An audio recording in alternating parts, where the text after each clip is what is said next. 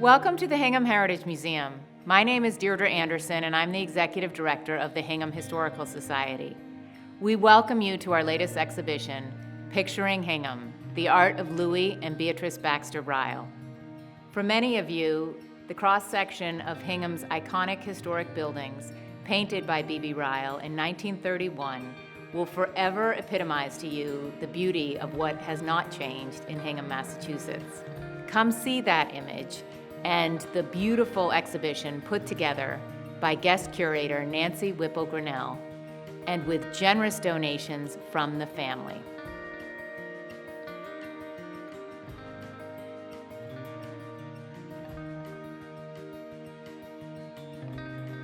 Hi, I am Nancy Whippel Grinnell. I am the guest curator for Picturing Hingham, the art of Louis and Beatrice Baxter Ruyl. I've always been interested in women artists, particularly those that are little known.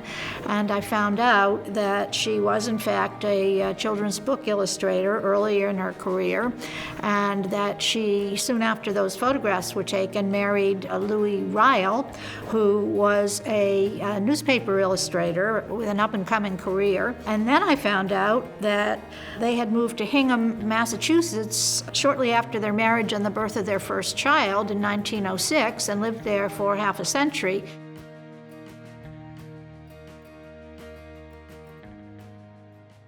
Well, Louis Herman Ruyl, had been born in 1870 in Brooklyn, New York. His parents were Dutch immigrants. He grew up not with a very affluent family with a number of siblings, and his earliest employ was sweeping the floors of an engraving company, but he had an aptitude for the technological aspect of engraving, and he soon learned the intricacies, the mechanization, and began drawing on the job all the time. And he soon was hired as a newspaper illustrator. So while he never had any formal training, he had an aptitude for sketching quickly and obtaining spirited drawings, particularly of infrastructure. And that was perfect for that time because skyscrapers were going up in New York, all sorts of building was happening. One of my favorite drawings of his was the Boston subway system being built, the Red Line, which I took for many years in the early 1900s, and he captured the movement of the laborers, many of whom were immigrants, in this very stirring front page story in the Boston Herald. When he was in Paris, he made a wonderful drawing of the Notre Dame Cathedral, which was lovingly restored by its owner, the artist's grandson. So it is a spectacular piece of this exhibition, and it's particularly interesting in light of the fire that destroyed so much of the building 2 years ago now.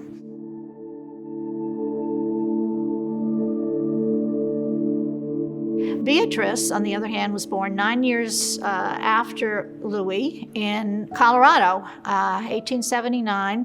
We don't know too much about her upbringing, but obviously she had some kind of supportive family because they let her come to Boston where there were some family relatives when she was 17 years old, so it was the late 1890s, and she enrolled at the School of the Museum of Fine Arts in Boston and graduated from there. And you can see probably one of her student works, which is hanging in a drawing of their first home in Hingham. It's a ceramic piece that hangs on the wall in the living room. She also took courses apparently at the Eric Papay School of Illustration in Boston.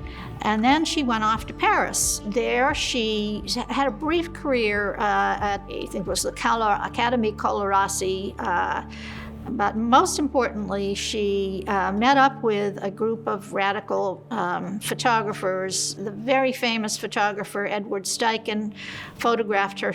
I neglected to say she was very beautiful and very photogenic, obviously. Photographed her for a famous picture called The Black Vase.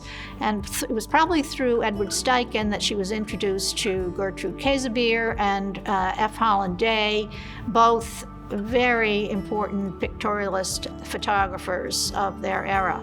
There are various stories in the family about whether she ran out of money there, or whether her father didn't plan on her keeping her there, or whether Louis actually, who she'd met in Boston, came and rescued her because he was in Paris around that same time. But in any case, they came back to Boston and got married.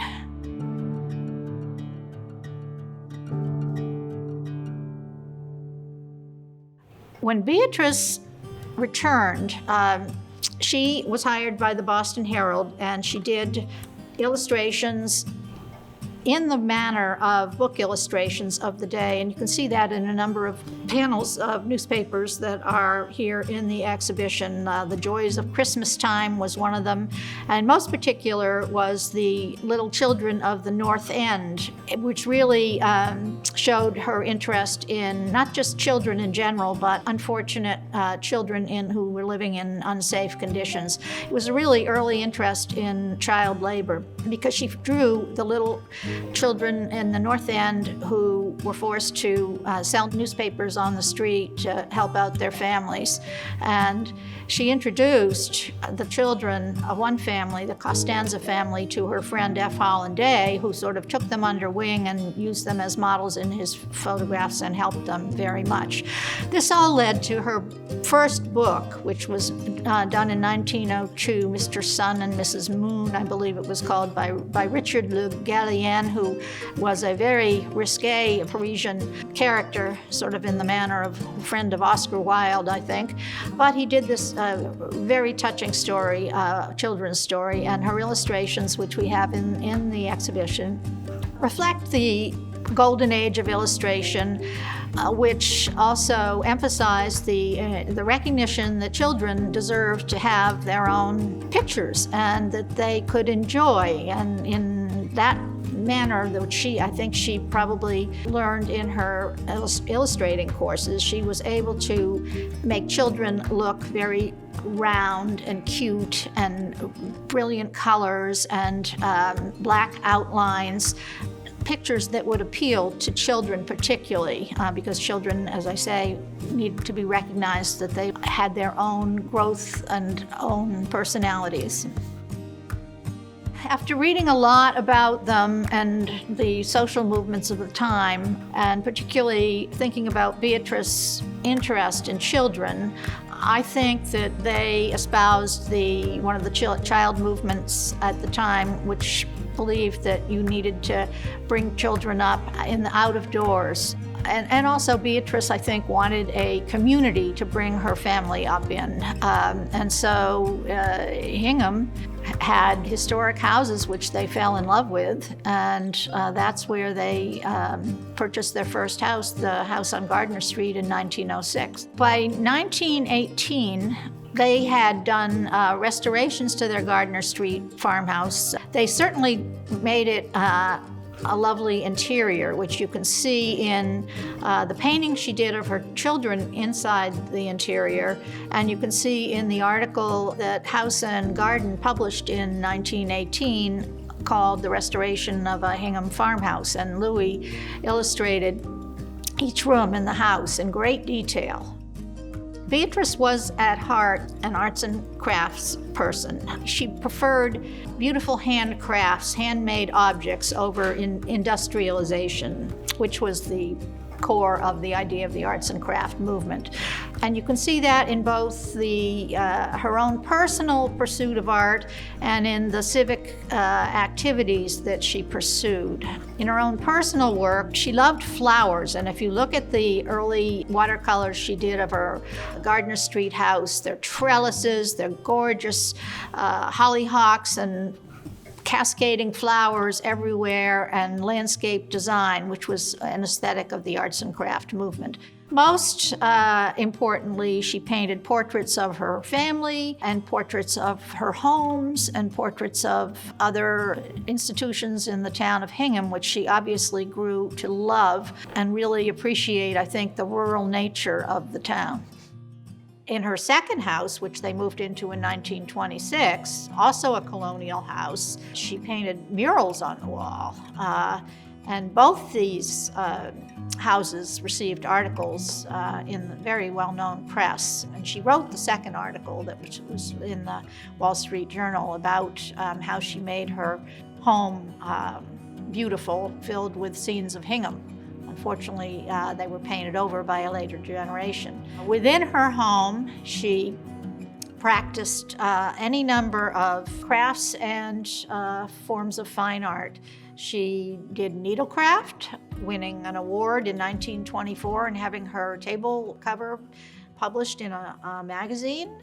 She made ceramics, obviously with the one hanging in the interior that Louis drew of their first house. She knew how to do it beginning in her time at the Boston Museum School.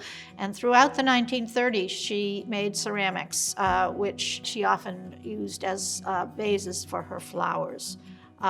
She learned printmaking. She did a number of linoleum blocks, and she used that as a way of reproducing her posters for various town events.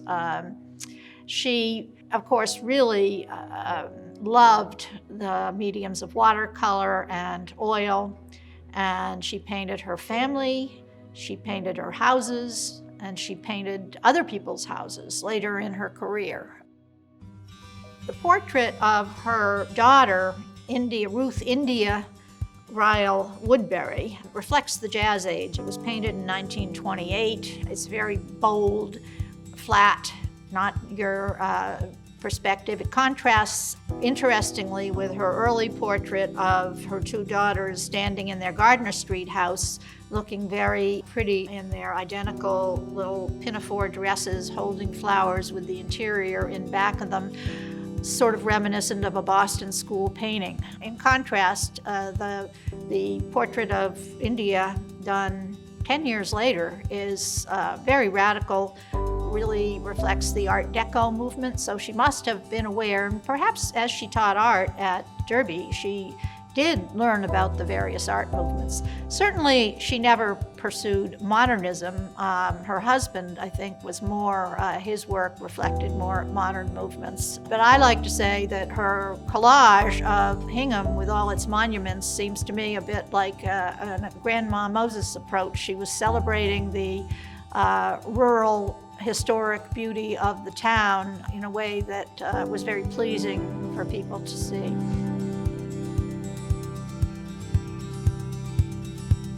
Well, initially, Louis was not in Hingham that much because he could not support the family and make a living doing what he did in Hingham. Up until the Depression, he had a studio in New York City.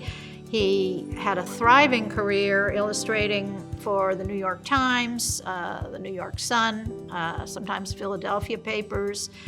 Really, it wasn't until the Depression hit and the demise of newspaper illustration affected his livelihood, and he turned to both illustrating books and coming to Hingham. And I don't know if too much of the East was familiar with the regionalism that is so associated with the Midwest, but the artists turned to making paintings and drawings of their rural surroundings. And it was totally opposite from what was going on in Europe and European German expressionists and all that. It was very homegrown, called regionalist, social realism art, just showing the rural towns, sometimes the bleakness and sadness of the Depression.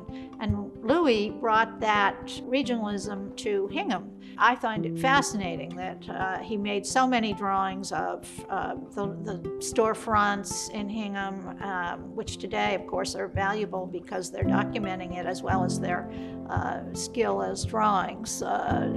Peter Woodbury was here, Louis' grandson, going to Derby Academy back in the early 1940s, and he remembers going with the Ryls to the Mill Street Grill, or Millie Grilly as he calls it, and there is a wonderful drawing of it done by Louis. He did the old library a lot of scenes around town that, are very historic. I'm not sure how much income he made from that, but he did continue to do some drawings for the newspapers. He did and I found it fascinating because I grew up in Cohasset, and there was a whole section of the Boston Herald, on Jerusalem Road Drive back in the 1930s. He did something called Hingham Sketches, and you can see some of the Hingham drawings that he probably created for that series hanging in this exhibition. And then, of course, to me, the masterpieces of his Hingham work were the watercolors done of the Hingham Bethlehem shipyard before there was anything on the designated land to the final administration building and all the equipment. And he was there recording all that, and they're very lyrical, beautiful watercolors. Even the ones of the administration building are unique. So. What is the lasting impression you would like exhibition visitors to take away? Well, how lucky Hingham is to recognize and to have preserved these works by this couple. One of the interesting things also is that Louis and Bea were a rare example of a professional couple who worked together. And this came out in many of their mutual projects, like the decorating the homes, the magazine articles.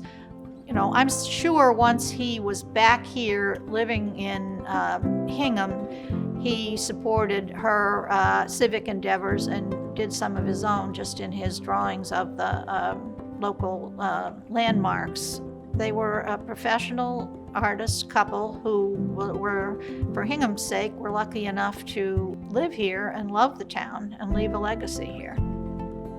I like to say that they took some of the larger art movements that were out there, children's book illustration, the arts and crafts movement. For him, it would be newspaper illustration, social realism, and brought it to this town. And because of their professional training, they really should be appreciated for how they gave their unique talents to Hingham, which they obviously loved so much.